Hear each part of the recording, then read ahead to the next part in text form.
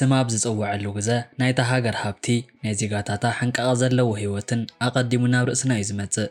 ኣብ ወርቂ ኮፍ ኢሎም ዝፍትኑ ዝበልዕሉ ሸሓነ ይኹን እቲ ዝገንሕዎ ክባር ማኪና ቀጺሉ እውን ዝኽደንዎ ክዳንን ዝጓዓዙሉ ናይ ውልቂ ኣውሮፕላኖምን ብወርቂ ተዘይተሰሪሑ ህይወት ዘሎ ዘይመስሎም ዘለውሉ ቦታ ኩሉ ሃብቲ ዝጨኑ ፈትዮም እንትህቡኻ እውን ህያቦም ህይወትካ ዝልውጥ ሲዒቡ ድማ ቀልዶም ዘዘናግዐናን ብሃብቶም ዘይምክሑን ተረዳዳእትን ሰብኣውነት ዘለዎምን ገጾም ርኢና ዓያሹ ዝበልናዮም ብዙሓት ሓበሻ እውን ናሃቶም ይኹን ናይ ቤተሰቦም ህይወት ኣብኣ ብምስራሕ ተለዊጦም እዮም። ኣብዚ ሕጂ ግዜ እውን ካብ ናይ ድኻታት ኣፍ ዘይትጠፍእ መጸናንዒትና ኮይናያ። እዛ ሃገር ሰፋሕን ንእሽተይ ቁጥሪ ዝኾነ ዜጋ ዘለዋ ክትኮን እንኮላ መሊኡ ዝፈሰሰ ሃብቲ እውን ኣለዋ እዩ። ኣዋልድ ንቤተሰበን ወይ እውን ንሓዳረን ንዝሓሸ ህይወት ክብላ ዕድሜአንን ህይወተንን መስዋዕትን እናገበራ ሰሪሐን ንምልዋጥ ናብዚኣ ሃገር ይጓዓዛየን። ኣብዚኣ ሃገር ካብ 750,000 ንላዕሊ ሓበሻ ይርከቡ እዮም። ብዙሓት ክንዲ ትትለፍዖ እኳ ተዘይኮነ ህይወቶም ለዊጦም ኢሉ እውን ንቤተሰቦም ደጊፎም ጽቡቕ ገንዘብ ረኺቦም ውላዮም። ሒደት ሰባት ድማ ካብቲ ዝነበርዎ ቢኢሱ ጥዕና እውን ሲኢኖም ኣካሎም ጎዲሎም ካብዚ ቢኢሱ እውን ህይወቶም ገቢሮም እውን ይምለሱ እዮም። ኣብዚ ሕጂ እውን ግና እዛ ሃገር ንብዙሓት ሰባት ተስፋያ ካብ ገጠር ክሳብ ከተማ ስማ በብደቂቕ እዩ ዝለዓል። ኣሜሪካዊ እውን ደቡብ ኣፍሪቃ ከይትመስለኩም ሎማዓንቲ ሒዘልኩም ዝመጻኹ ናይ ስዑድ ዓረብ ህይወት እናገለጽኩልኩም ናይ ዜጋታታ ሓንቃቕ ዘለዎ ህይወትን ምስ ናይ ሓበሻ ዘለዎም ናይ ምንባር ሜላን ኣተሓሒዘ ክንዕልል ኢና ሓቢርኩም ንጽንሑ። ላይክን ሸርን ብምባል ድማ ናብ ኩሉ ንክባጻሕ ደገፍ ክንግለጽሎ ይክብል ፈቱ ናብቲ መደብ ከብለኩም። سعود عرب أما أكلاي مبرقة تركب كل 2.2 سكوير كيلومتر سفحات زلوا ني 34 مليون هزبي حقافيت هاجريا مس شوعت هاجراتون بدو بتراخب هاجريا مس بهرن بنتو تساجرا دوبات تحلو سعود عرب بسفحات كما أكلاي مبرقة هاجرات قداميتي كابي عرب هاجرات دما نا الجيريا سعيبا أو كلاي درجات تركب كاتسيلون دما كاب عالم أما بل 10 تركب سفح هاجريا بمعرابن مبراغن التواسنهم كدتاني بحر دندسات نزا هاجر وسانيت ناي نقد مأكل كتكون غير وايو. بمعراب قد 800 كيلومتر ناي كيح بحر دوب بمبراغ قد دما 650 كيلومتر دوباتا سناي عربن بحرين سلاتي التواسن هاجريا. سعودي ناي مسلم محبر سب مأكليا قدسان زبهالو ناي مكان مدينان كتما زحازت هاجريا. እዚኣተን ከተማታት ኣብ ዓለምና ዘለው ሰዓብቲ እምነት ሙስሊም ኣብ ህይወት ዘመኖም ንሓንቲ ግዜ ንምርኣይ ዝስዑለን ከተማታት እየን። ስዑዲ ብ1 ትሪልዮን ዶላር ከተማታታ ናብ ዘመናውነት ንምልዋጥ ትልመውፅያ እያ። ሪያድ፣ ጅዳ፣ ደማም፣ መካን መዲናን ናይታ ሃገር ዓበይቲ ከተማታት ብምዃን ካብ 1 ክሳብ 5 ደረጃ ሒዘን ይርከባየን። ሪያድ ናይ ስዑድ ዓረብ ቀንዲ ከተማን ናይ ፋይናንስ ማእከል ክትከውን እንኮላ ካብቶም ዜጋታታ ካብ 7.5 ሚልዮን ንላዕሊ ዝኾኑ ህዝቢ ኣብዚኣ ከተማ እዮም ዝነብሩ። ናይ ስዑዲ ዓለም ለኸ ትካላት እቲ ቀንዲ ቤት ጽሕፈቶም ኣብዚኣ ከተማ ውሽጢ እዩ። ሰብ ሃብትን ቤተሰብ ሰበ ስልጣናትን ኣብዚኣ ከተማ እዮም ዝርከቡ። ብወርቂ ይኹን ኣልማዝ ዝማዕረጉ ናይ ዓለምና ክባራት መካይን ዝርከበላ ከተማ እያ። رياض كاب 2019 نتحيزا رياض سيزن تباهله ني عالم لخ عدتنياتات سب هبتن طعن تفطرتن اكتيفيستات ساتفلو عبناي مزناغعن نقدن توريزم تدالويا እዚ ፕሮግራም ንሪያድ ደማቅ ክትከውን ንምግባር ኢሎም በብዓመቱ ዘዳልውዎ ፕሮግራም ክኸውን እንከሎ ስዑዲ ባህልታታና መሃረት ኣብ 2030 ክበጽሑ ኢላ ዝሓዘቶ ናይ ኢኮኖሚ ዕብየት ንዓለም እተርእየሉ ዓብ መድረኽ እዩ። ኣብዚ ፕሮግራም እውን ዓለም ለኸ ናይ ቦክስ ውድድራት ናይ WWE መዘናግዕ ፕሮግራማትን ናይ ሙዚቃ ስራሕቲ ይቐርቡ እዮም። ሪያድ ዝብል ስም ክንትርጉሞን ኮለና ጀርዲን ከም ማለት እዩ። ኣብ ዝሓለፉ ዘመናት በቲ ዘለዋ ናይ ልምዓት መልክዕ ተዋህባ ስም እዩ። ናይ ቀይሕ ባሕሪ መርዓት ተባሂላት ትጽዋዕ ባሕር ደንደስ ዘለዋ ጅዳ ከተማ ናይ ስዑዲ እቲ ዓባይ ካልእቲ ከተማ ክትከውን እንኮላ ካብ 4.5 ሚልዮን ንላዕሊ ሰባት ይቕመጡ ላዮም። ኣብ ጥቓ ቀይሕ ባሕሪ ትርከብ እዚኣ ከተማ ናይ ቱሪዝም ማእከል እያ። ብፍላይ እውን ንሓጅን ዑምራን ዝመጹ ብሚልዮን ዝቑጸሩ ኣመንቲ ናይ መካ ከተማ እታ ቀንዲ መእተዊት ማዕጾ እያ። ጅዳ ካብ 1000 ዓመታት ንላዕሊ ቀንዲ ናይ ወደብ ከተማ ኮይና ጸኒሓ እያ። ኣብ ሓደ ሰዓት ካብ ኣፍሪካን ኤስያን ይኹን ኤሮጳን ዝመጹ ነገትን ኣመንትን ማዕረፊት ቦታ ኮይና እውን ጸኒሓ እያ። እዛ ከተማ እስላማዊት ሃገር ክትከውን እንኮላ ብዘመናውነትን ሃብትን ልዕል ኢላ በቲ ሕንቃቐት ተመልኦ ህይወት እያ ትፍለጥ። እዚ ትዕዘብዎ ዘለኹም ናይ ንጉስ ፋር ፋውንቴን ኣብ ዓለም መዳርግቲ ኣልቦ ዝኾነ ፋውንቴን ክኸውን እንከሎ 312 ሜትር ንውሓት ከም ዘለዎ ግለጽ እዩ። ጅዳ ተሃኒጹ ክውዳእ እንከሎ ኣብ ዓለምና ነዊሕ ህንጻ ክኸውን ተባሂሉ ተዘረበሉ ህንጻ ጅዳ ታወር እናሃነጸት እያ ትርከብ። እዚ ህንጻ ክውዳእ እንከሎ 1 ኪሎ ሜትር ቁመትን 167 ፍሎራት ዝርከቦ እዩ። እዚ ማለት እውን ንቡርጅ ከሊፋ ብ127 ሜትሮ ይበልጾ ማለት እዩ። እዚ ህንጻ እውን ኣብ 2028 ንክውዳእ ተተሊሙሉ እዩ። ኣብ ናይ የዕራብ ባህረ ሰላጤት ትርከብ ናይ ስዑዲ ምብራቃዊ ግዛኣት ዋና ከተማን ናይታ ሃገር ናይ ልቢ ህርመት ከተማ ዝኾነትን ደማም ካብ 1.2 ሚልዮን ንላዕሊ ህዝቢ ዝነብሩላ ኣብ ናይ ነዳዲ ኢንዱስትሪን ብባህልን ዝኸበረት ናይ ስዑዲ ላዕላውነት እታ ቀንዲ መሰረት ዝኾነት ከተማ እያ። እዛ ከተማ ኣብ ስዑዲ ዓለም ለኸ ንግዲ ምንቅስቓስ እቶም ቀንዲ መሰረት ኣብ ዝኾኑ ወደባትን ብናይ ነዳዲ ሃብትን ብትካላታን በቶም ጽቡቓት ናይ ባሕር ደንደሳታ ትፍለጥ እያ። ደረጃኦም ዝሓለዉ ቤት ትምህርትን ሆስፒታላትን ዘለዋ ከተማ እያ። ደማም ኣብ ስዑዲ ትርከብ ናይ ነዳዲ ቀዳመይቲ ፍልፍል ከተማ እያ። ድሕሪ 6 ግዜ ፈተነ ንፈለማ ግዜ ነዳዲ ዘውፃእትሉ ጉድጓድ ናይ ብልጽግና ጉድጓድ ክትብል ሰይማቶ እያ። ናይ ደማም ነዳዲ ንስዑዲ ብዙሓት ሚልዮን ዶላራት ክተእቱ ብምግባር ኣብ ናይ ዓለም ናይ ሃብቲ ደረጃ ክትኣቱ ገይርዋ እዩ። ኣብ ዓለምና ካብ ዝርከቡ ብሚልዮን ዝቑጸሩ ሰዓብቲ ሙስሊም ተሳኺዑሎም ኣብ መካ ንኽዘይሩ እቲ ዓቢ ጸሎቶም እዩ።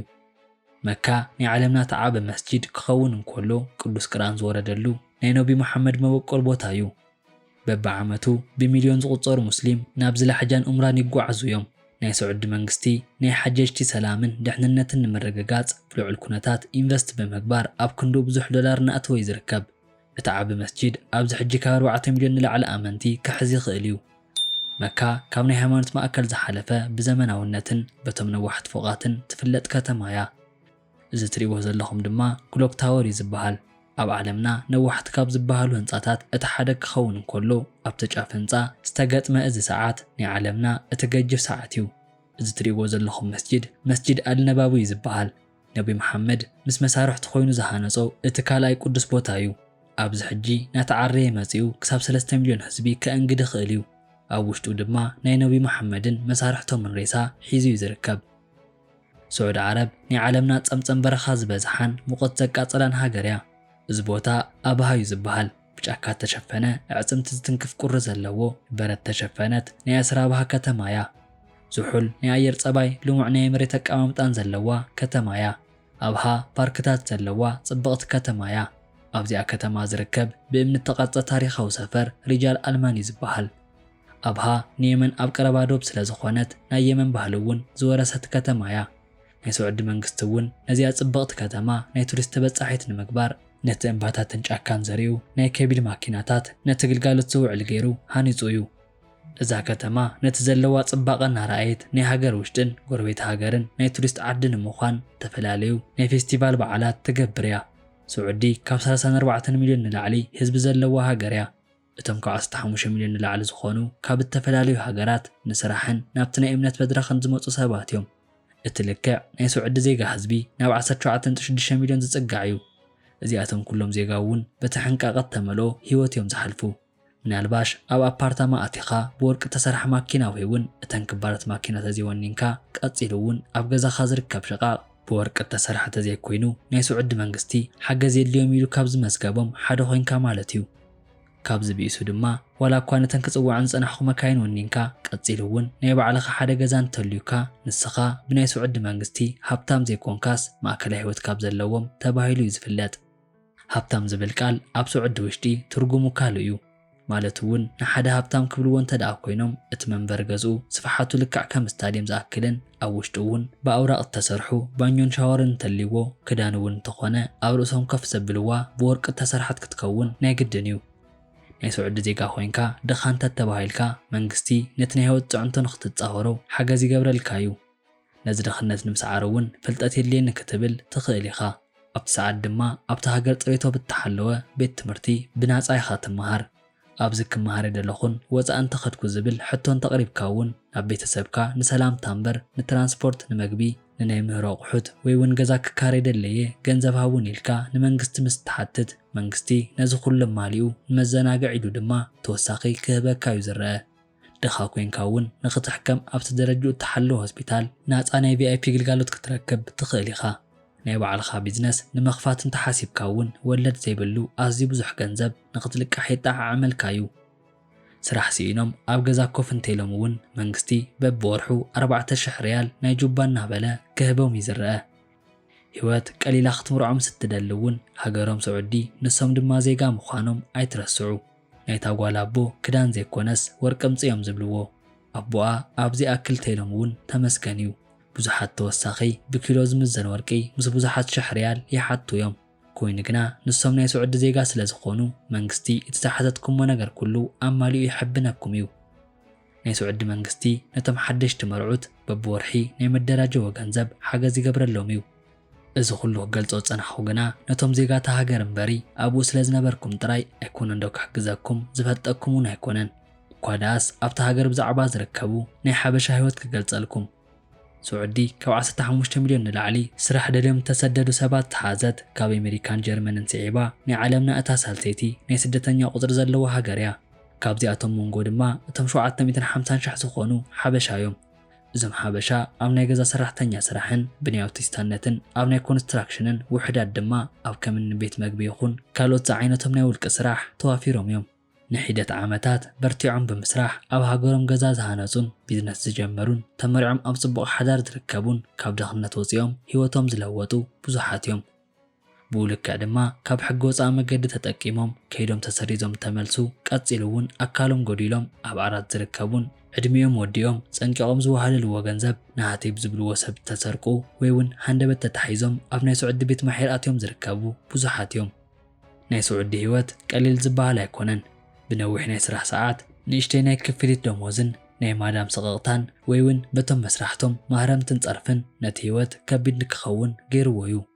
ኮይኑ ግና ናይ ቤተሰብ ገንዘብ ስለድለይ ጭቕጭቕ ካብ ኩሉ ዝበኣሰ እዩ። ገና እግርኻ ስዑዲ ምሰኣተወ ስልከ ስለድለይ እዚ ግበሩለይ ብዝብል ቤተሰብ የጨነቐካ እዩ። ኣብ ስዑዲ ጥራይ ዘይኮነስ ኣብ በቦትኡ ዝርከቡ ሓበሻውያን ንሃገሮም ፈተውትን ንወገኖም እውን በጻሕቲ እዮም።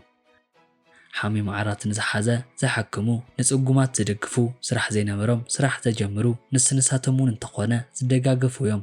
እቲ ቀንዲ ከተማኣ ሪያድ፣ ጂዳ፣ ደማም፣ መካ ይኹን መዲና ብዙሓት ሓበሻ ዝርከቡለን ከተማታት እየን። ስዑዲ ኣብ 2030 ካብ ናይ ነዳዲ ጽግዕተኛነት ወፂኣ ንኢኮኖሚያ ኣብ ቱሪዝምን መዘናጋዕትን ኣብ ማኑፋክቸሪንግ ንምግባር ዓቢ ትልሚ ብምሓዝ ኣብ ምንቅስቓስ እያ ትርከብ። ነዚ እውን እቲ ዓቢ መርኣያ ዝኸውን ኒዮም ዝበሃል ኣብ ጥቓ ቀይሕ ባሕሪ 150 ኪሎ ሜትር ንውሓት ዘለዎ ካብ ኒውዮርክ ሲቲ ብ33 ዕፅፊ ሰፊሕ ዝኾነ ስማርት ከተማ ኣብ ምህናፅ እያ ትርከብ። ኣብ ውሽጡ ስማርት ዝኾነ ገዛውቲ፣ በረርቲ ማኪናታትን ዘመናዎት ሞላትን ብዙሓት ናይ ቴክኖሎጂ ውፅኢት ክህልዎ ተገይሩ እዩ። ስዑድ ዓረብ ኣብ ዓለም እታ ካልአይቲ ናይ ነዳዲ መዕደኒ ዘለዋ ሃገር እያ። ናይታ ሃገር ኢኮኖሚ እውን ብቐንድነት ኣብቲ ነዳዲ ተመስረተ እዩ። ናይ ዓረብ ሃገራት በቲ ዘለዎ ናይ ተፈጥሮ ሃብቲ ኣብ ላዕሊ ዝርከባ ሃብታማት ሃገራት እየን። ኣሜሪካ፣ ኤውሮጳን ኤስያን ናይ ነዳዲ ቀንዲ ዓማዊላ እየን።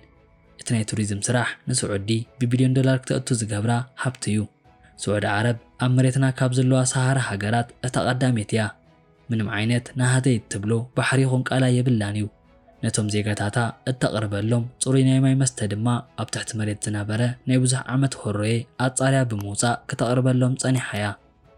ኣብ ጥቓ ባሕሪ ዝሃነፀቶም ገጀፍቲ ፕሮጀክታት ነቲ ባሕሪ ማይ ካብ ጨው ብምፍላይ ንመስተ ይኹን ካልኦት ነገራት ንክውዕል ገይሮም እዮም። ላይክን ሸርን ብምግባር ናብ ኩሉ ንክባጻሕን ዘለኩም ርእቶ ድማ ኣብ ናይ ኮመንት ቦታ ግደፉለይ ክብል ፈቱ።